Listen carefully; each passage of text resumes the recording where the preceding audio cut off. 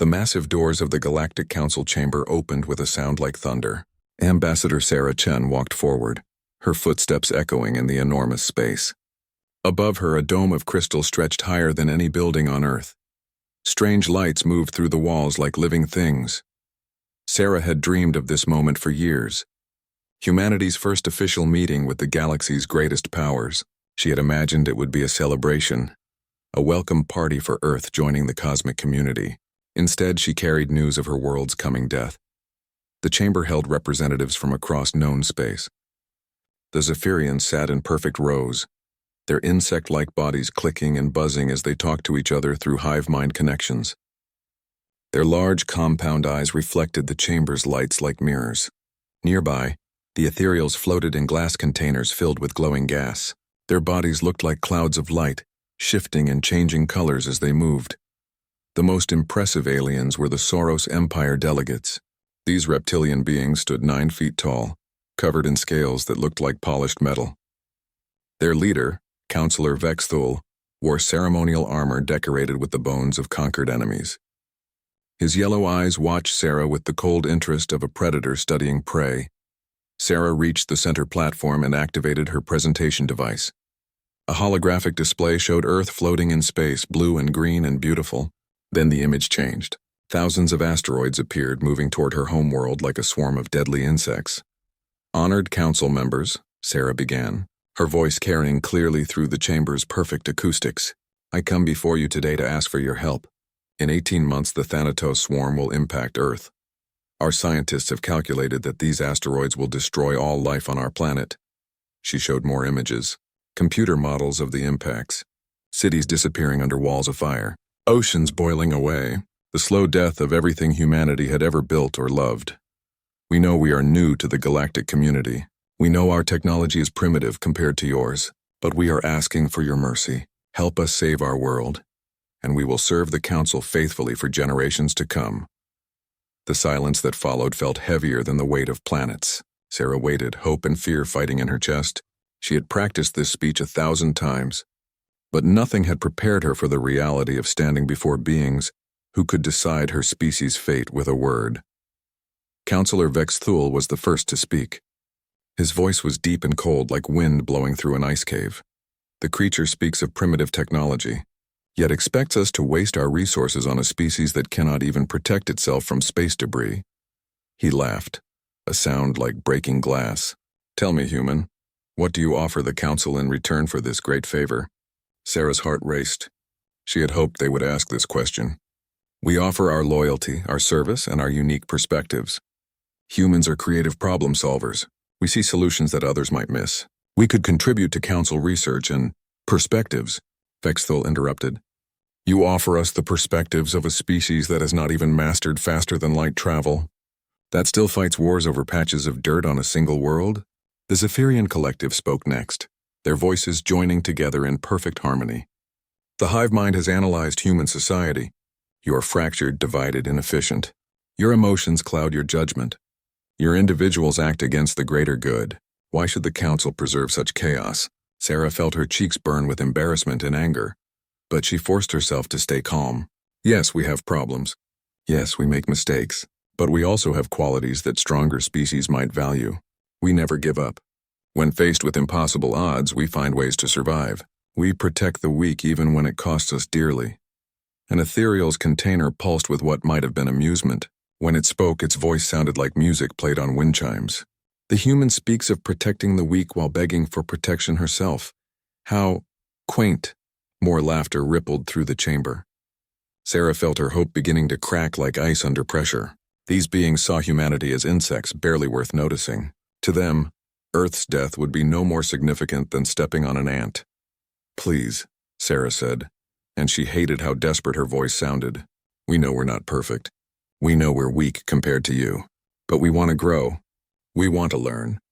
Give us this chance and we'll prove that humanity deserves a place in the galaxy." Vexthul stood up, his massive form casting shadows across the platform. "The Soros Empire has ruled star systems for 10,000 years. We have built wonders that dwarf your greatest cities. We have conquered species far more advanced than yours. Do you think we achieve this by wasting time on every pathetic world that faces natural disaster? The Council exists to maintain order, added a Zephyrian speaker. Chaos and inefficiency must be eliminated, not preserved. Your species shows no signs of achieving true unity or purpose. You are a evolutionary dead end. Sarah's hand shook as she activated another display. This one showed human achievements. Art, music, literature, scientific discoveries made against incredible odds, acts of heroism and sacrifice that had no logical explanation, except the human heart's refusal to let others suffer. Look at what we've accomplished in just a few thousand years, she pleaded. Imagine what we could do with your guidance and technology. We could be valuable allies, loyal friends. Vexthol's laugh was like the sound of tearing metal. The strong do not make friends with the weak, human. They make tools of them, or they let them die. You offer us nothing we cannot take from your corpses after the asteroids finish their work. The voting was swift and unanimous. Every species represented in the Council voted against intervention. Some cited resource allocation, others mentioned the danger of setting precedents. A few simply said that natural selection should be allowed to take its course. Sarah stood in the center of the great chamber, surrounded by beings who could save her world with ease but chose not to. The weight of 8 billion lives pressed down on her shoulders. Children who would never grow up. Scientists who would never make their great discoveries. Artists whose masterpieces would turn to ash and dust. Is there nothing we can do to change your minds? She asked one final time. Nothing we can offer? No price we can pay? Vexthol leaned forward, his yellow eyes gleaming with cruel amusement. You could offer us entertainment, human. When your pathetic ships inevitably fail to stop the asteroids, broadcast your final moments. The Council might enjoy watching a species die with such emotional drama. The chamber erupted in alien laughter. Sarah closed her eyes and tried to remember her home. Green grass and blue sky. Her daughter's smile. The sound of rain on the roof of her childhood home. All of it would be gone soon, and the most powerful beings in the galaxy thought it was funny.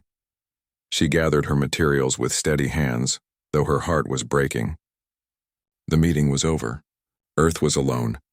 But as she walked toward those massive doors, Sarah Chen made a promise to herself and to her species. They would not go quietly into extinction. They would not provide entertainment for these cruel gods. If humanity was going to die, they would die fighting. And maybe, just maybe, they would find a way to survive that would make the Council regret their mockery.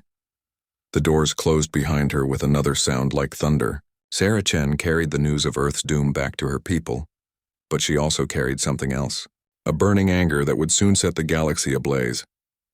Sarah Chen stood before the emergency session of the United Earth Government. Leaders from every nation filled the Great Hall, their faces grim as she delivered the Council's verdict. When she finished speaking, silence fell like a heavy blanket over the room. President Martinez of the Americas Union was the first to break the quiet. So they won't help us at all? They think we're too primitive to matter, Sarah replied, her voice steady despite the pain in her chest.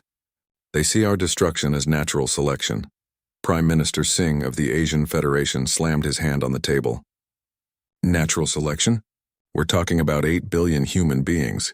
To them, we're just another failed species, Sarah said. They've probably watched hundreds of worlds die. It doesn't mean anything to them anymore. Chancellor Weber of the European Confederation leaned forward. What about other options? Could we convince individual council members to help secretly? Sarah shook her head. I tried every angle I could think of. They were united in their contempt for us. Some of them seemed to enjoy our desperation. The room buzzed with angry voices. Representatives argued in a dozen languages, their words mixing into a storm of rage and despair. Sarah watched them and felt a familiar disappointment. Even now, facing the end of their world, humans were dividing instead of uniting. Then something unexpected happened. President Martinez stood up and raised his hand for silence.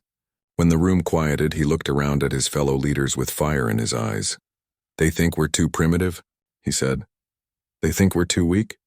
They think we can't protect our own world. His voice rose with each question. Then let's prove them wrong. Prime Minister Singh nodded slowly. What are you suggesting? I'm suggesting we save ourselves, Martinez declared. Every time in human history when someone told us something was impossible, we found a way to do it anyway. They say we can't deflect asteroids? Let's build ships that can. They say we can't achieve faster than light travel. Let's figure it out. Chancellor Weber frowned. With respect, Mr. President, we have 18 months. Even if we combined all our resources. Then we combine all our resources, Singh interrupted, standing up as well. Every factory, every laboratory, every brilliant mind on Earth working toward one goal. Sarah felt something stirring in her chest. Something she hadn't felt since leaving the council chamber. Hope. Dr. Marcus Webb, Earth's leading physicist, was called to address the assembly. He was a thin man with wild gray hair and intense eyes behind thick glasses. When he spoke, his voice shook with excitement. I've been studying the alien technology fragments we've recovered over the years, he said. Crashed probes, intercepted transmissions, surveillance devices we found in our solar system. I always wondered why they were so interested in watching us. What did you discover? Sarah asked. Dr. Webb activated a holographic display showing complex mathematical equations. Their faster-than-light drives work on principles we've theorized but never tested. The physics are actually simpler than we thought. The challenge is in the engineering, not the science. How simple? Martinez wanted to know. Simple enough that I believe we can build our own FTL ships in 16 months. If we dedicate everything to the project. Webb's eyes gleamed with the kind of madness that had driven human explorers to cross oceans and climb mountains. I call it Project Lazarus. The name was perfect. Lazarus, the man who rose from the dead. What followed was the greatest mobilization in human history. Within a week, every major corporation had retooled their factories. Car manufacturers began building spacecraft components. Electronics companies started developing navigation systems. Chemical plants worked around the clock producing rocket fuel. The world's universities became recruitment centers for Project Lazarus. Brilliant students abandoned their regular studies to work on humanity's last hope. Retired engineers came out of retirement. Artists designed hull paintings that would carry human culture to the stars. Colonel Elena Vasquez led the military side of the operation. She was a small woman with scars on her face and steel in her spine. Her job was to acquire alien technology by any means necessary. The Council has monitoring stations throughout our solar system, she explained to her team of volunteers. They've been watching us for decades, probably laughing at our primitive efforts. Time to turn the tables. The first raid was on a Saros observation post hidden in the asteroid belt. Vasquez led the attack herself, using modified mining ships and pure human stubbornness. They lost 2 ships and 14 good people, but they captured intact alien computers and navigation equipment. The second raid targeted a Zephyrian listening post near Jupiter. This time they knew what to expect. The aliens had better weapons, but humans had better tactics. Vasquez's team used the enemy's overconfidence against them, appearing to retreat before launching a surprise counterattack. Each successful raid brought back more alien technology. Human engineers worked day and night to reverse engineer devices that should have been beyond their understanding. They made breakthrough after breakthrough, driven by desperation and the knowledge that failure meant extinction. Dr. Webb established his main laboratory in an abandoned mine in Colorado. Deep underground, protected from prying alien eyes, he and his team built humanity's first faster-than-light engine. It was ugly compared to alien technology, cobbled together from spare parts and human ingenuity. But it worked. The first test flight almost ended in disaster. The prototype ship, piloted by volunteer Captain Lisa Morrison, disappeared for 3 terrifying hours before reappearing near Mars. Morrison's first words over the radio were, "Houston, we have achieved the impossible." News of the successful FTL test spread across Earth like wildfire. In cities around the world, people looked up at the sky with new hope. Humanity was no longer trapped on a single world, waiting for death from space. But building one ship was different from building a fleet. Earth's shipyards, both orbital and ground-based, worked at a pace that defied belief. Welders worked in shifts around the clock. Computer programmers wrote code while running on caffeine and pure determination. Children in schools collected metal for the recycling drives that fed the hungry factories. The aliens noticed, of course. Long-range sensors detected the massive energy signatures from Earth's industrial efforts. Council surveillance reports spoke of unusual activity in the human system. But they dismissed it as primitive panic, the thrashing of a drowning species. They were wrong. 16 months after Sarah Chen's humiliating rejection, 12 human warships sat in Earth's orbit. They were not beautiful like alien vessels. They looked like what they were: weapons of war built by a species with its back against the wall. Their hulls were covered with armor plating salvaged from decommissioned tanks. Their weapons were scaled-up versions of military railguns and missile systems. Admiral Sarah Chen, promoted from her diplomatic role, stood on the bridge of the flagship Determination. Through the view screen, she could see the approaching Thanatos swarm. Thousands of asteroids, each one capable of ending civilization, tumbled through space toward her home. All ships report ready. "Admiral?" her communications officer announced. Sarah looked at her crew. They were young and old, from every nation and culture on Earth. What united them was their refusal to accept defeat. They had built these ships with their own hands. They had learned to fight from alien technology stolen in desperate raids. They were about to attempt something the galaxy's greatest powers said was impossible. "Take us out," Sarah ordered. "It's time to show the universe what humans do when someone tries to kill our world." The 12 ships of humanity's first space fleet moved toward the asteroid swarm, their engines burning like new stars in the darkness. Behind them, Earth watched and hoped. Ahead of them, death waited in the form of tumbling rocks. The Council had said humans were too weak to matter. In a few hours, the galaxy would learn just how wrong they were. Deep in Sorrow space, alarm signals screamed through the Council's monitoring station. Technician Kextar stared at his displays with growing disbelief. The energy readings from the Sol system made no sense. Primitive species didn't generate power signatures like these. "Supervisor Velkun," he called. "You need to see this." Supervisor Velkun slithered over on his serpentine lower body, his forearms working multiple control panels at once. His reptilian eyes studied the data with the practiced skill of someone who had watched 1,000 worlds rise and fall. "This must be equipment malfunction," Velkun hissed. "Run full diagnostics." The diagnostics came back clean. The readings were real. Somehow the humans had achieved faster than light travel. "Impossible," Velkun muttered. "They barely mastered nuclear fusion. They can't have built FTL ships in less than 2 years." But the evidence was undeniable. 12 massive vessels had appeared at the edge of the Sol system, their crude but functional drives creating ripples in spacetime that any Council sensor could detect. More shocking still, the ships weren't fleeing toward deep space as any rational species would do. They were moving to intercept the Thanatos swarm. "Are they insane?" Kextar whispered. "They're actually going to fight the asteroids." Velkun opened a communications channel to the Council chamber. Within minutes, representatives from across the galaxy were watching the impossible scene unfold. The humans who 18 months ago had begged like starving animals for help now flew warships that rivaled Council technology.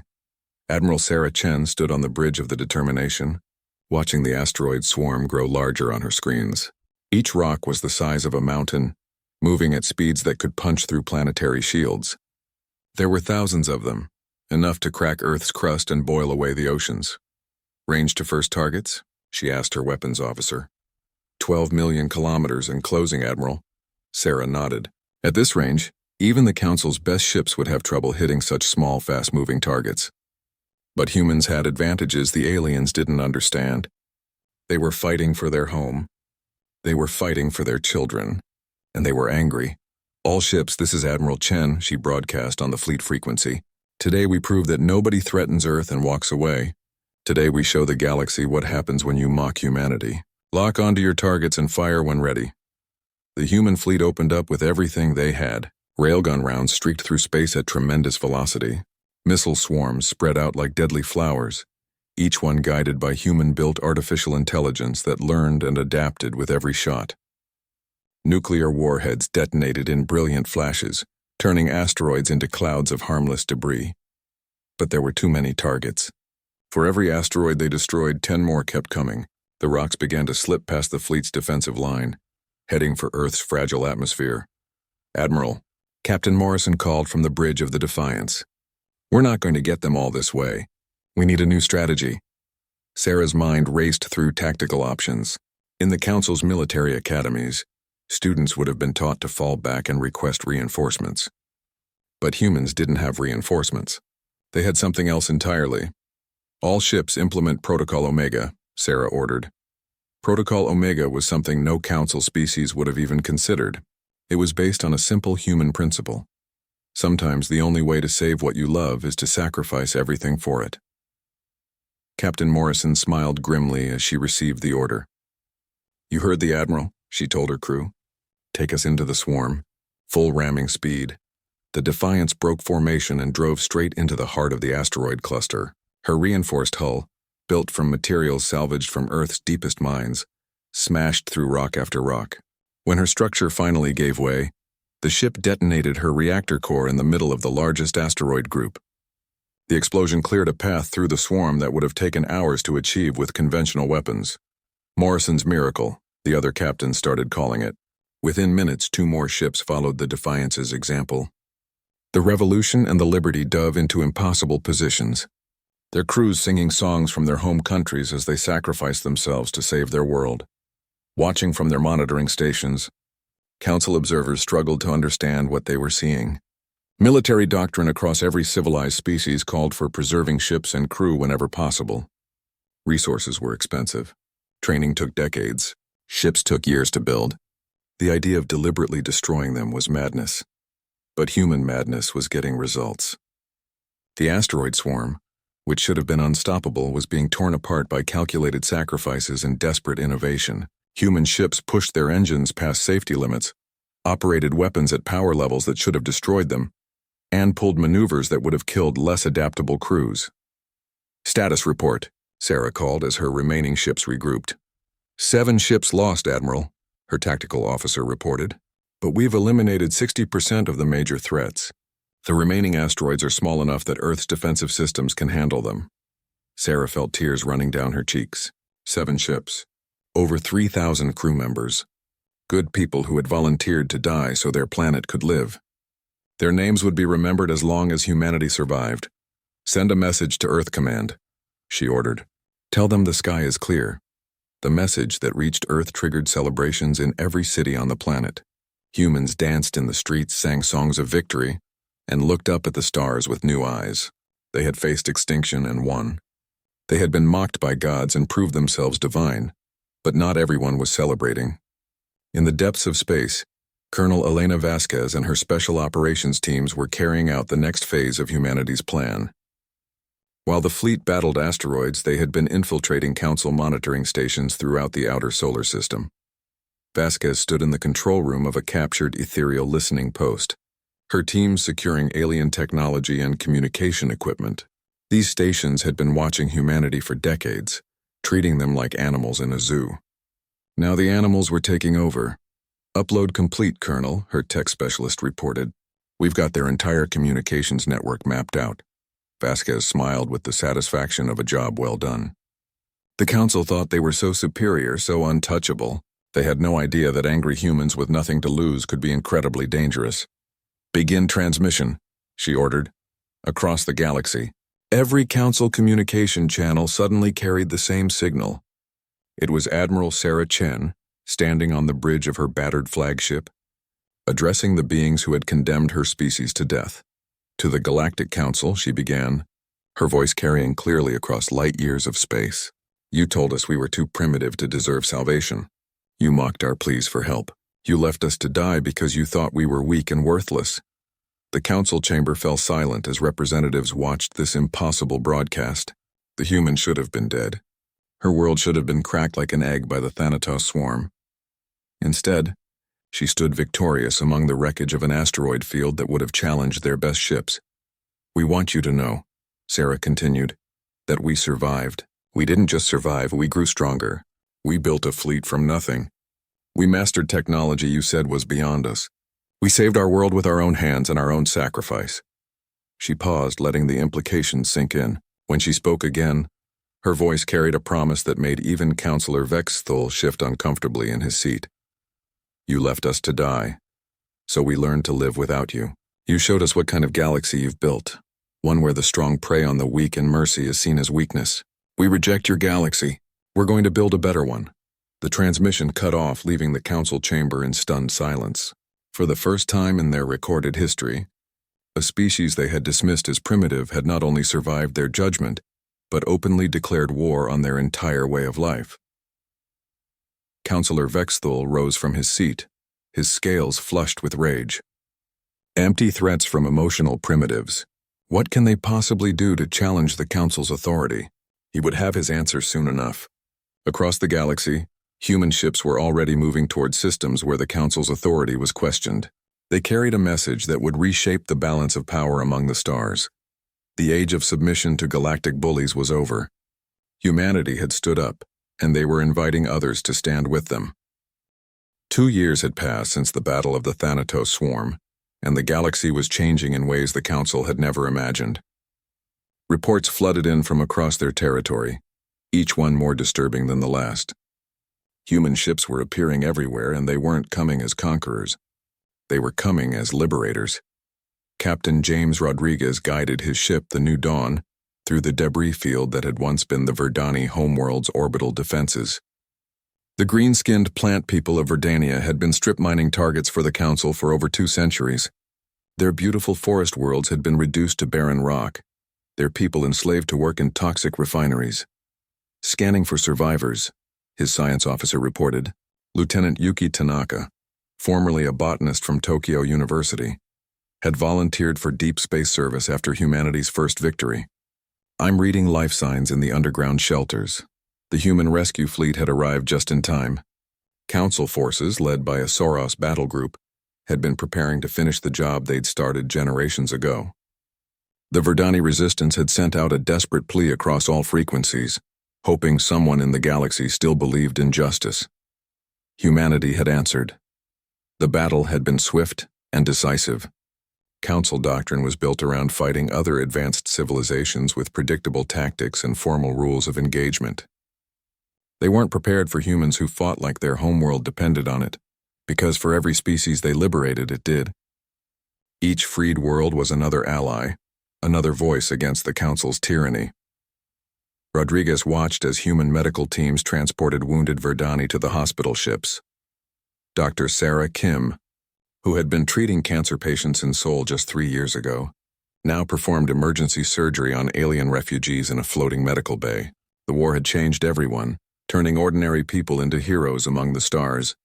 Captain, his communications officer called, Admiral Chen is requesting a conference with all fleet commanders. Priority Alpha. The holographic display flickered to life, showing Admiral Chen standing in the briefing room of her flagship. Around her, the faces of human captains appeared from across the galaxy. They came from every nation, every background, but they shared the same determined expression that had become known throughout Council space as the human look. Status report. Admiral Chen began without preamble. Captain Liu Wei of the Shanghai Pride spoke first. The Outer Rim liberation is complete. 14 systems have declared independence from Council authority. The Stellar Wanderers are providing navigation support for refugee evacuations. The Stellar Wanderers were a nomadic species that had been denied territory by the Council for millennia. They lived in ancient generation ships drifting between stars with nowhere to call home. Humanity had offered them something revolutionary: partnership instead of pity, respect instead of dismissal. Excellent, Admiral Chen replied. Captain Okafor? Captain Amara Okafor, formerly a peacekeeping officer from Nigeria, commanded the rescue operations in the inner systems. We've evacuated 47 enslaved colonies. The refugees are being relocated to human-controlled worlds for medical treatment and rehabilitation. Some of them haven't seen their homeworlds in generations. Each report painted the same picture. Species that the Council had written off as worthless were proving to be valuable allies when treated with dignity. The crystalline collective, dismissed as living rocks, turned out to be brilliant engineers who could grow spacecraft out of pure silicon. The aquatic states, ignored because they needed water to survive, developed underwater cities that could house millions of refugees. But not every report was good news. The Soros Empire is mobilizing their main battle fleet, Captain Chen announced grimly. Intelligence suggests they're planning a major offensive to retake the rebel systems. 300 ships, including their flagship, the Devourer of Worlds. A chill ran through the assembled captains.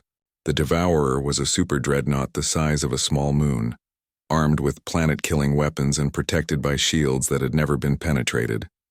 It was the pride of the Soros Empire, a symbol of their dominance over lesser species. What are our orders, Admiral? Rodriguez asked. Sarah Chen was quiet for a long moment, staring at tactical displays that showed the massive Sauros fleet gathering in their home system. By every military calculation, humanity's rebel alliance should have been crushed. They were outnumbered, outgunned, and facing an enemy with thousands of years of military experience. But humans had never been good at accepting impossible odds. "We're going to meet them at the Nexus point," Admiral Chen announced. "All available ships, all allied forces. Everything we have." The Nexus point was a strategic star system at the crossroads between Council space and the liberated territories. Control of that system would determine whether the rebellion lived or died. It was exactly the kind of place where the fate of the galaxy would be decided. Within hours, the greatest fleet in human history was assembling, not just human ships but vessels from every species that had joined their cause. Ferdani bioships that could repair themselves in battle, crystalline constructs that could reshape their structure to deflect enemy fire, aquatic deep space submarines that moved through vacuum like water. The sight would have been impossible just 3 years earlier. Dozens of species that had been enemies, slaves, or strangers were now fighting side by side under human leadership.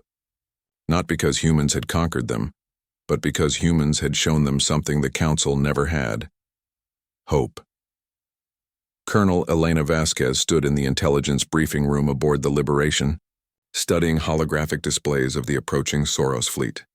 Her hair had gone completely gray in the past 2 years, aged by the stress of running humanity's spy network across half the galaxy, but her eyes still burned with the fire that had driven her to raid that first Council monitoring station.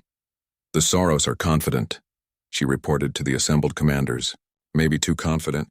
They're coming at us in standard formation, textbook tactics. They think they're dealing with another primitive uprising." Admiral Chen nodded. "What they don't understand is that we're not fighting their war anymore. We're fighting our war." The human way of war had evolved far beyond anything taught in Council military academies. It was based on principles that civilized species found barbaric: total commitment, acceptable losses, and the willingness to sacrifice anything to protect what you love. More importantly, humans had learned to inspire those same principles in their allies. Species that had been beaten down for centuries were rediscovering their warrior spirits. The galaxy was remembering what it meant to fight for freedom instead of just survival. "All ships report ready." "Admiral," the fleet communications officer announced. Through the view screen, Admiral Chen could see the combined rebel fleet spreading out in battle formation. 400 ships of every size and design imaginable. It was beautiful and terrible.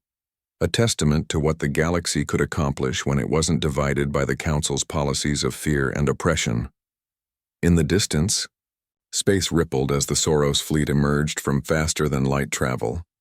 300 ships in perfect formation, led by the massive bulk of the Devourer of Worlds. Their hulls gleamed with ceremonial paint that displayed the bones of conquered enemies. They had come to crush another rebellion, just as they had crushed hundreds before. Counselor Vexthal himself commanded the Sauros fleet from the bridge of his flagship. He had requested this mission personally, eager to wipe out the humans who had embarrassed the Council. In his mind, this was simply pest control on a galactic scale. "Open a channel to the rebel fleet," he ordered. "Let me speak to whoever leads this rabble." Admiral Sarah Chen's face appeared on his screens, calm and determined. Behind her, the bridge of her ship bustled with activity as humans and aliens worked together with practiced efficiency. "Counselor Vexthal," she said politely.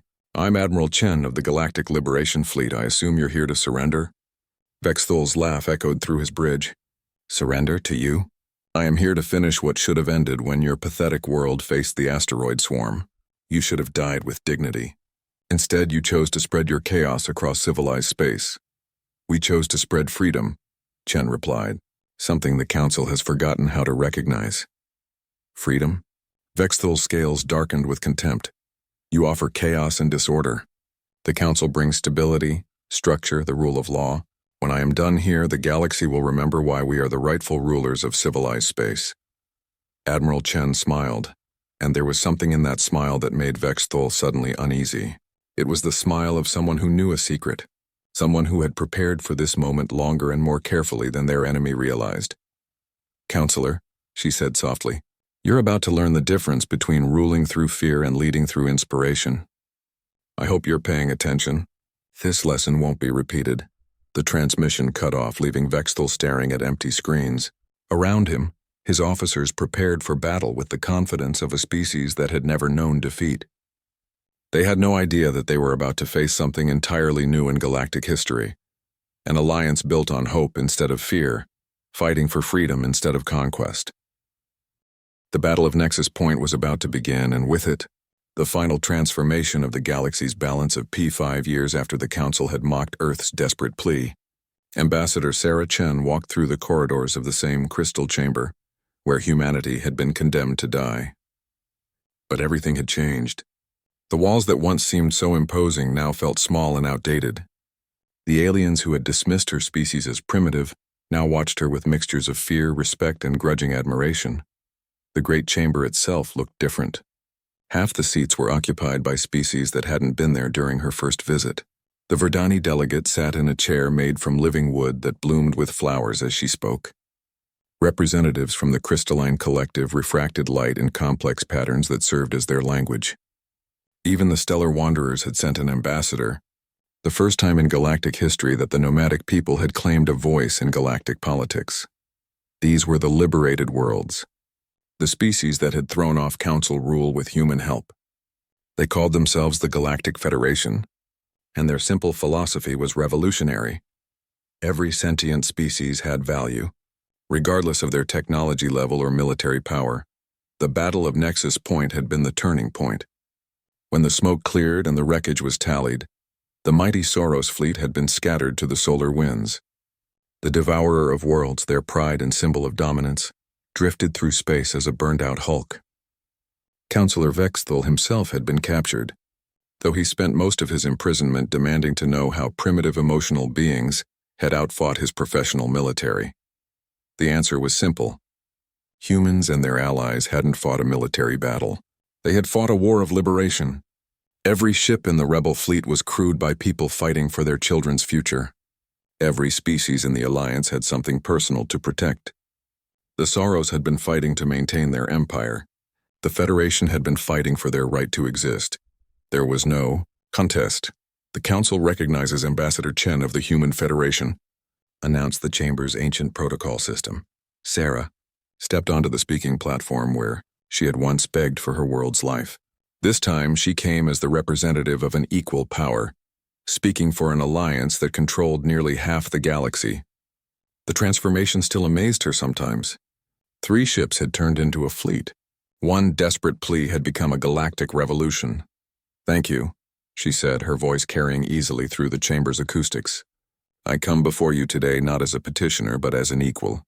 The Human Federation and our allies in the Galactic Federation extend an offer of partnership to the remaining Council worlds." Murmurs rippled through the chamber. The concept of partnership rather than dominance was still foreign to many Council species. They had spent centuries thinking in terms of conquerors and conquered, rulers and subjects.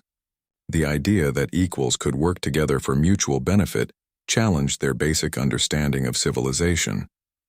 The ethereal representative, one of the few remaining original Council members, spoke first. Their voice still sounded like wind chimes, but there was uncertainty in the melody now. "What terms do you offer?"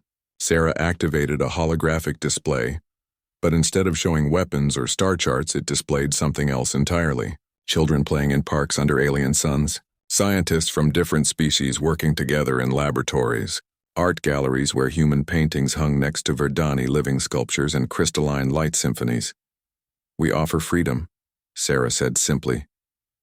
"Freedom to grow, to explore, to become whatever your species can achieve without fear of domination or exploitation. We offer trade instead of tribute, cooperation instead of submission, friendship instead of fear." One of the remaining Soros delegates, a younger reptilian named Kethval, rose from his seat. "You speak of friendship with those who would have left your world to die. How do we know this is not simply revenge disguised as mercy?" Sarah had expected this question. It was the same suspicion every liberated world had expressed when humans first offered help, without demanding payment. The galaxy had been conditioned to expect exploitation from those in power. "Because," she replied, "we've already proved it.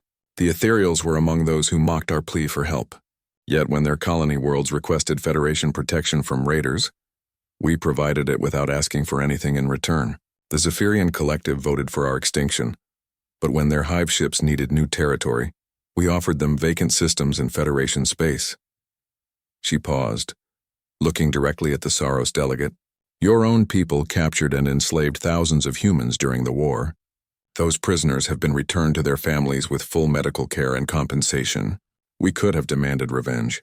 Instead, we chose reconciliation.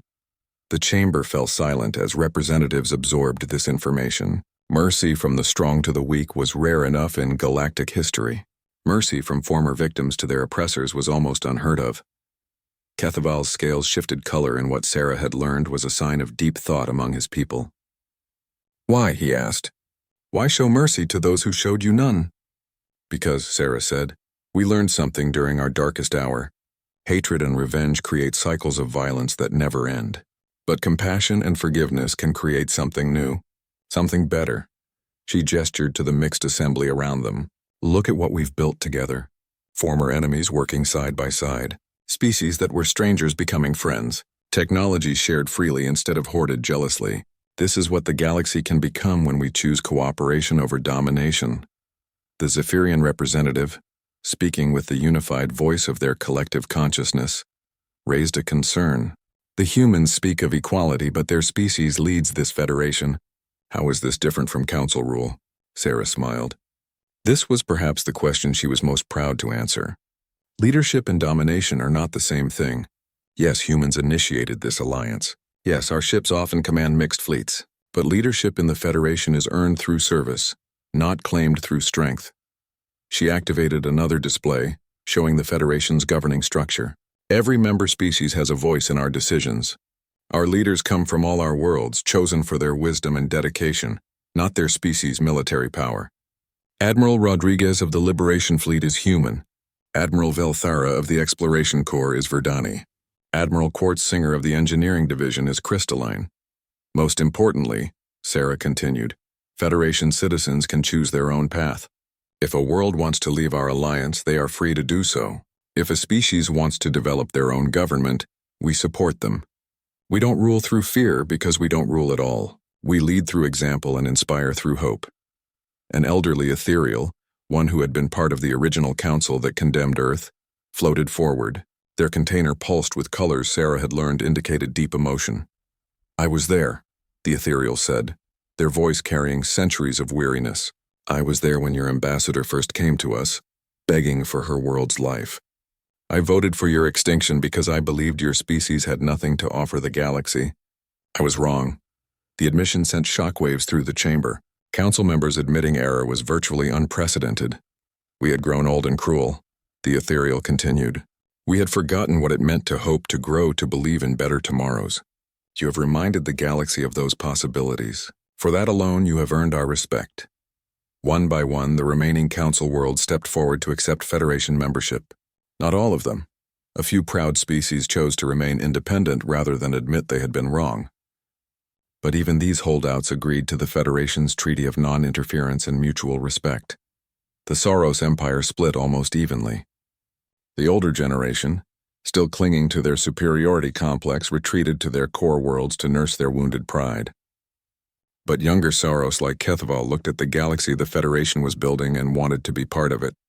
My people have much to learn about cooperation, Kethaval admitted to Sarah after the formal ceremonies concluded. We have spent so long teaching our children to dominate that we forgot how to serve. Will you help us remember? Sarah clasped his scaled hand in both of hers, a gesture that would have been unthinkable 5 years earlier. That's what friends do, she said simply. The transformation of the galaxy didn't happen overnight, but it was irreversible. Trade routes that had been controlled by Council military forces were open to all species. Scientific discoveries were shared freely rather than hoarded as state secrets.